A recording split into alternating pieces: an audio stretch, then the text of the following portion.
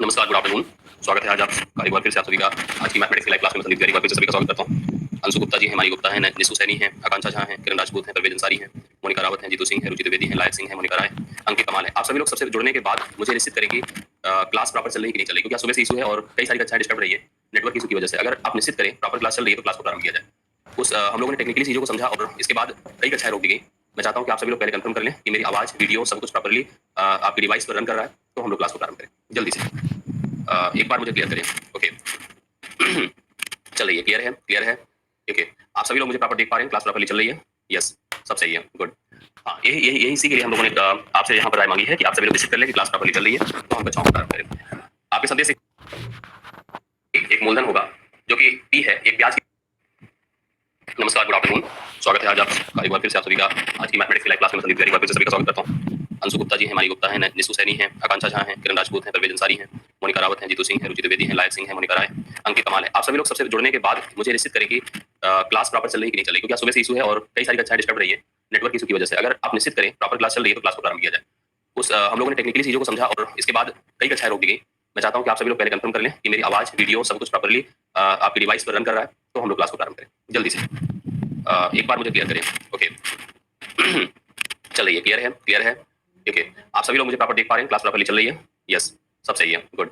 हाँ, यही इसी के लिए हम लोगों ने आपसे यहाँ पर राय मांगी है कि आप सभी लोग डिसाइड कर लें कि क्लास प्रॉपर्ली चल रही है, तो हम कक्षाओं को प्रारंभ करें। आपके संदेश से क्लियर है कि हाँ सब कुछ ओके है और सब कुछ सही परिस्थिति है। हालांकि सुबह से काफी डिस्टर्बेंस रहा है और लगभग हर बैच में हमारे साथ इशू आया है। हम लोग प्रारंभ कर रहे हैं आज के लेक्चर को, जो कि साधारण ब्याज और चक्रवृद्धि ब्याज पर आधारित है। हमने आपको जैसे साधारण और चक्रवृद्धि ब्याज के दौरान मैंने आपको बताया, हम साधारण ब्याज को हमने एक्सप्लेन किया, इसके बाद चक्रवृद्धि ब्याज पर भी हम लोग थे। चक्रवृद्धि ब्याज में भी आपने देखा कि ब्याज कैसे ज्ञात किया जाता है, उसके अलग अलग रूप कैसे होते हैं। मैंने रेशियो मेथड के थ्रू आपको समझाने की कोशिश की। मैंने फिर बताया कि कैसे हम लोग इस परिस्थिति में आएंगे कि अगर मान लीजिए समय भिन्नात्मक हो। समय भिन्नात्मक के बाद मैंने आपको छमाही तिमाही की बात यहाँ पर समझाई। अब यहाँ पर अब यहाँ पर हम लोग आज जो डिस्कस करेंगे उसमें मैं आपको समझाऊंगा। पहले ध्यान से देखिएगा, मैंने दो ब्याज आपके सामने एक्सप्लेन किया था। एक मैंने आपको कहा था साधारण है और दूसरा मैंने आपसे कहा था चक्रवृद्धि है। जो मुख्य यहाँ पर प्रॉब्लम है इन दोनों के बीच के डिफरेंस को निर्धारित करना। इन दोनों के बीच एक्चुअली फर्क क्या होता है, इन दोनों के बीच का डिफरेंस क्या होता है, ये फिक्स करना बड़ा इंपॉर्टेंट है। आप देखते हैं कि एक धनराशि होती है, अगर हम दोनों ब्याज की बात करें, चाहे वो साधारण हो चाहे वो चक्रवृद्धि हो, आपने नोटिस किया कि एक धनराशि होगी, एक मूलधन होगा जो कि टी है, एक ब्याज की दर होती है जो कि 8% पर एनम होती है, एक निर्धारित समय होता है जो कि टी या तो एन होता है। अब इसके तहत हम लोग यहाँ पर ब्याज की गणना करते हैं, ब्याज का कैलकुलेशन करते हैं। वो ब्याज अगर सेम इंक्रीमेंट पर समान वृद्धि पर नोटिस किया जाए तो साधारण होता है, अगर सतत पर नोटिस किया जाए तो चक्रवृद्धि होता है। यही दोनों के बीच फर्क है। आज बेसिकली हम इन दोनों के बीच का अंतर यहाँ पर पढ़ेंगे। इन दोनों के बीच वास्तविक में अंतर क्या है, क्या अंतर है साधारण और चक्रवृद्धि के बीच में, इस अंतर को हम लोग यहाँ पर पढ़ने की कोशिश करेंगे। आप लोग ध्यान से अगर देखेंगे तो अंतर के प्रश्न आपकी परीक्षाओं में बड़े महत्वपूर्ण तरीके से पूछे जाते हैं। तो हमारा उद्देश्य रहेगा कि अंतर को प्रॉपर एक्सप्लेन करें और अच्छे से आप समझ पाएं कि साधारण और चक्रवृद्धि ब्याज में क्या अंतर होता है। कुछ अंतर के लिए सबसे पहले डेफिनेशन के दौरान मैंने कुछ पॉइंट्स यहाँ पर मेंशन कर रखा है ऑलरेडी कि दोनों के बीच के अंतर को समझने के दौरान आपको कुछ फैक्ट्स को निर्धारित करने की आवश्यकता है। जैसे आप ये बात अच्छी तरह से जानते हैं कि साधारण ब्याज जो होता है, साधारण ब्याज प्रतिवर्ष समान रूप से वृद्धि में समान रूप की वृद्धि पर आधारित होता है, समान रूप की वृद्धि पर आधारित होता है। जबकि आपको है पता है कि चक्रवृद्धि ब्याज प्रतिवर्ष सतत रूप से वृद्धि में आता है। जो चक्रवृद्धि है वो प्रतिवर्ष आपको सतत रूप से बढ़ता हुआ नजर आएगा, सतत रूप में। अब हमने भी आपको बताया था कि पहले साल का और फर्स्ट ईयर, पहले साल का साधारण और चक्रवृद्धि ब्याज दोनों बराबर होता है। और first year simple interest and compound interest both are equal. जो पहले साल का साधारण ब्याज होगा वही पहले साल का चक्रवृद्धि ब्याज होता है। अगर हम जो है साधारण ब्याज की बात करें, ध्यान से देखिएगा, अगर मैं साधारण ब्याज की बात करूं तो साधारण ब्याज का फार्मूला क्या होता है आपको अच्छे से पता है, मूलधन गुणे दर गुणे समय बटा 100। ये आपका फार्मूला होता है साधारण ब्याज को ज्ञात करने का। जबकि अगर मैं चक्रवृद्धि की करूं, अगर मैं चक्रवृद्धि ब्याज की बात करूं तो चक्रवृद्धि ब्याज को हमने आपको डायरेक्ट तो नहीं बताया था, बट आपको ऐसे मैंने कुछ ज्ञात कराने के लिए कहा था कि a equal to p1 plus rate upon 100 to the power n। ये अमाउंट का फार्मूला था। इस अमाउंट से अगर हम मूलधन को माइनस कर देते तो हमें चक्रवृद्धि ब्याज पता चल जाती। तो यहाँ पर देखिए फार्मूला क्या बन जाएगा, मैं लिख देता हूँ, p1 plus r upon 100 to the power n minus 1। ये फार्मूला होता है चक्रवृद्धि ब्याज को ज्ञात करने का।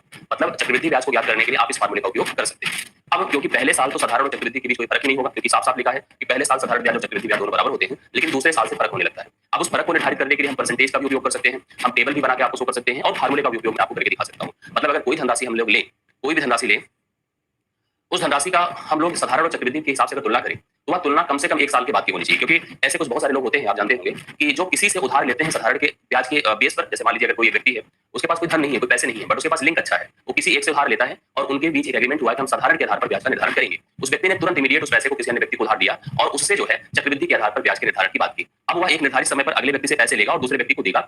इस दौरान उसे पूरे मूलधन का तो लेन देन करना ही पड़ेगा। आपको पता है मूलधन में उसे कोई फायदा नहीं होने वाला है। जितना उसने लिया था उतना देना ही देना पड़ेगा, जितना उसने दिया था उसको मिल भी जाएगा। बट प्रॉब्लम यह है कि जो ब्याज, प्रॉब्लम क्या है, अच्छाई है उसके लिए अगर देखा जाए तो ब्याज उसको कम देना है और ज्यादा लेना है। तो जो उनके बीच का फर्क आता है वही फर्क उसके लिए वृद्धि है, वही फर्क उसके लिए फायदा है। तो हम लोगों से जो पूछा जाता है बेसिकली 2 साल के साधारण और ब्याज और चक्रवृद्धि ब्याज के बीच फर्क, 3 साल के साधारण ब्याज और चक्रवृद्धि ब्याज के बीच फर्क, यही दोनों फर्कों को 4 साल के हम फर्कों को यहाँ पर प्रश्नों के माध्यम से आपके सामने प्रेजेंट करेंगे। हम लिखेंगे यहाँ पर साधारण ब्याज, साधारण ब्याज आप लोग हेडिंग करिएगा, और चक्रवृद्धि ब्याज। साधारण ब्याज और चक्रवृद्धि ब्याज, चक्रवृद्धि ब्याज, साधारण ब्याज और चक्रवृद्धि ब्याज के बीच का अंतर, के बीच का अंतर मतलब साधारण और चक्रवृद्धि ब्याज के बीच का अंतर क्या होता है, बेसिकली हमें यही पढ़ना है। हम लोग देखेंगे तो सबसे पहले हम बात यहाँ पर मूलधन की करें। सपोज करिए मूलधन पी है, ब्याज दर आप देख रहे हैं मान लीजिए 8% पर एनम है, और समय समय अगर मैंने कहा 1 साल है, 1 साल में कोई अंतर नहीं होता, 1 साल में दोनों चीज बराबर होती है, लेकिन जैसे ही समय बढ़ता जाएगा अंतर यहाँ पर चेंज होता चला जाएगा। उसी अंतर को हम लोग लेकर यहाँ पर निर्धारित करने जा रहे हैं। हमने देखा कि अगर हम यहाँ पर लिखते हैं फॉर 2 ईयर, 2 साल की बात मैं करता हूँ, 2 साल की बात मैं करने जा रहा हूँ, ध्यान से देखिएगा। मैं थोड़ा सा डिस्क्रिप्शन यहाँ पर फार्मूले की मदद से देने जा रहा हूँ, आप लोग बस केवल अपना टेंशन प्लीज बनाइएगा, सब स्पष्ट हो जाएगा, कहीं कंफ्यूजन आपको नहीं मिलेगा, ये मेरा दावा है। आप ध्यान से देखिएगा, लेकिन थोड़ा सा आपको जो है यहाँ पर कंसंट्रेशन बनाने की आवश्यकता है। मैंने लिखा CI माइनस SI, एक तो बात स्पष्ट है कि चक्रवृद्धि ब्याज साधारण ब्याज से ज्यादा होगा। तो चक्रवृद्धि ब्याज से अगर मैं साधारण ब्याज का अंतर निकालूं, तो चक्रवृद्धि के लिए मैंने फार्मूला लिखा था 1 + r/100 to the power n, n की जगह पर 2 लिखेंगे क्योंकि 2 साल की बात है, -1 minus p × r × t, t की जगह पर मैं 2 लिखूंगा बटा 100 कर।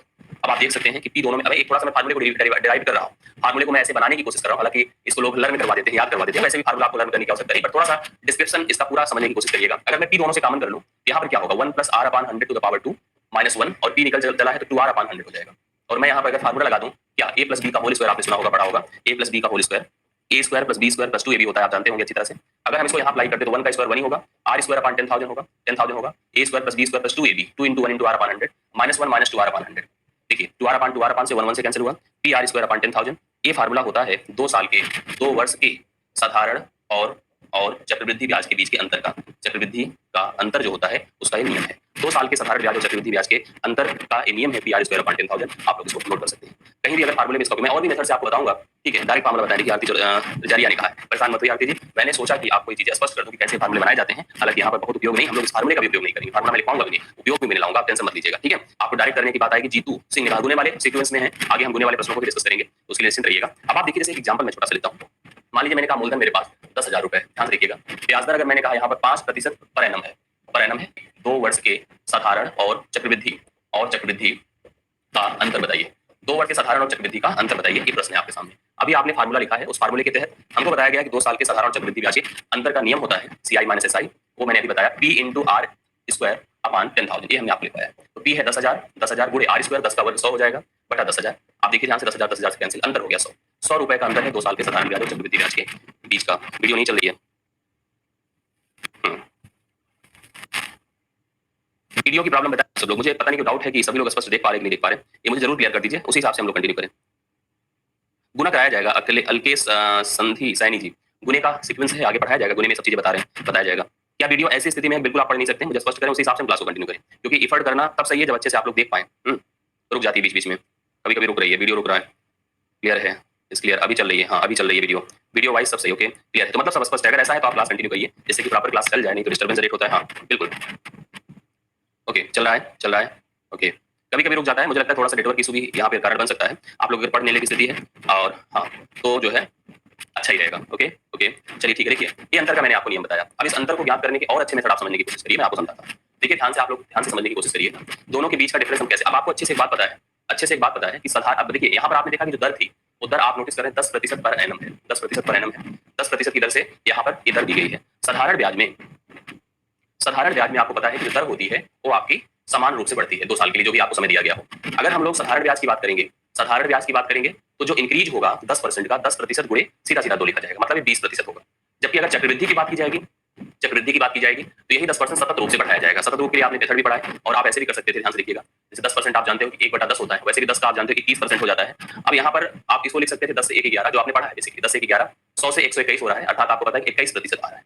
अब सोचिए यहाँ पर 20% था ब्याज दर जब हम साधारण ब्याज पढ़ते, जबकि चक्रवृद्धि ब्याज में 21% है, तो अंतर कितने का बोले, 1% का, यही अंतर है। अगर आप इस तरह से ब्याज दर निर्धारित कर सकें तो आपको पता चल जाएगा कि कितने का बनकर आएगा। अंतर जो बनकर आया वो 1% का है, और अंतर के लिए इतना लिखने की आवश्यकता नहीं है, इतना लिखने की जरूरत नहीं। अगर 2 साल की बात है तो आप सीधा जो दर दी गई हो, देखिए ध्यान से, इसका अंतर ऐसे निकाल सकते हैं हम लोग, जो दर दी गई हो उसका वर्ग करिए बटा 100 करिए, दर का वर्ग बटा 100 करेंगे तो सीधा अंतर आपको मिल जाएगा। देखिए 100/100 करेंगे तो 1% अंतर, इतना लिखने की और समझने की आवश्यकता नहीं।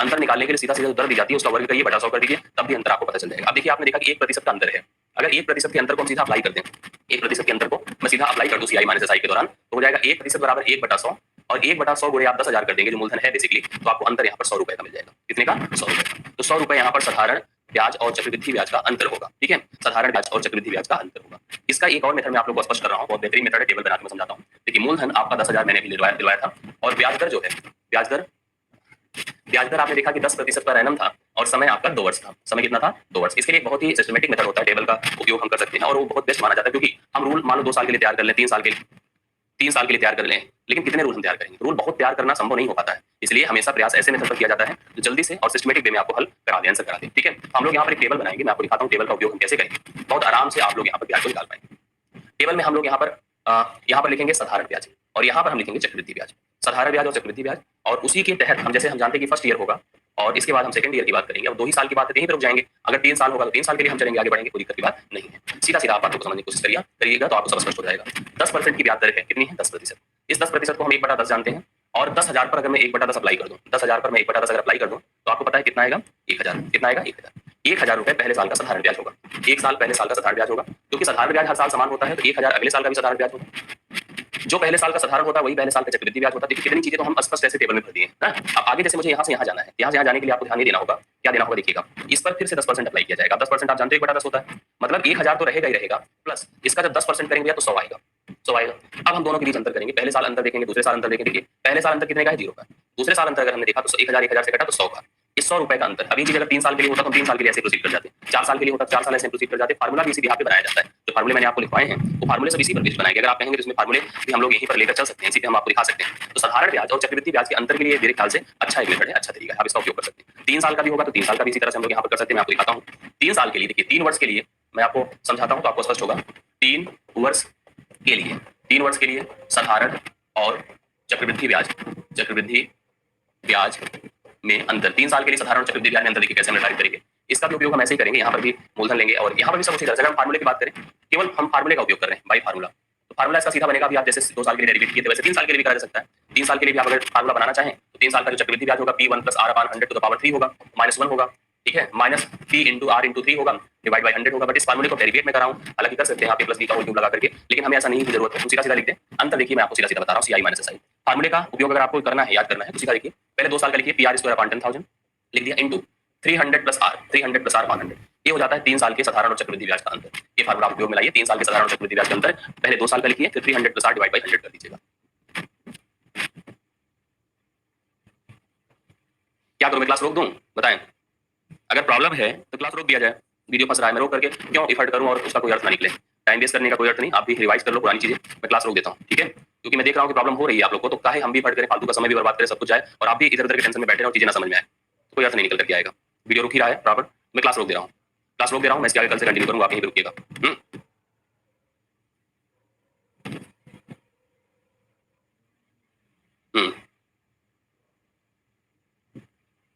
रुक रहा है। बहुत लोग देखिए कह रहे हैं सही भी है, कुछ लोग कह रहे हैं नहीं सही है। मुझे लगता है कि मैं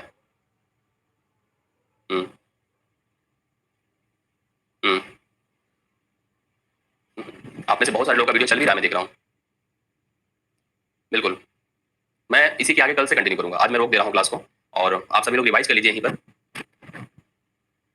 पढ़ाने को देखिए पढ़ाया जा सकता है, बस एक होता है ना कि जैसे कोई फॉर्मेलिटी नहीं हो तो ठीक है, ठीक है। मैं रोक दे रहा हूँ, आप सभी लोग जो है नेक्स्ट क्लास का इंतजार करिए, कुछ प्रैक्टिस हम लोग यहाँ पर प्रोवाइड कर देंगे और उसी आधार पे आप लोग अपनी क्लास को मेंटेन करिएगा। कल मिलते हैं हम लोग अपने टाइम पर। आज के लिए इतना।